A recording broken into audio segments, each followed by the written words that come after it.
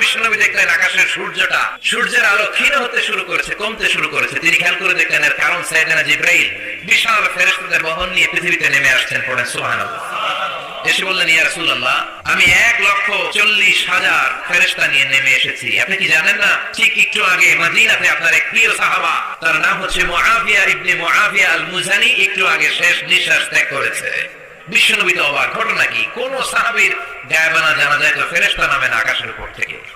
বিশ্বনবী জিজ্ঞেস করলেন, জিবরাইল, কোন সাহাবীর গায়েবানা জানা যায় তোমরা আকাশ থেকে এত ফেরেশতার বহর নিয়ে নামাই? কি এমন আমল করেছে আমার মুআবিয়া?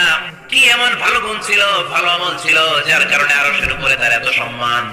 আপনার এই প্রিয় সাহাবী হাঁটতে বসতে চলতে ফিরতে সব সময় পড়তো কুল হুয়াল্লাহু আহাদ আল্লাহুস সামাদ লাম ইয়ালিদ ওয়া লাম ইউলাদ ওয়া লাম ইয়াকুল লাহু কুফুয়ান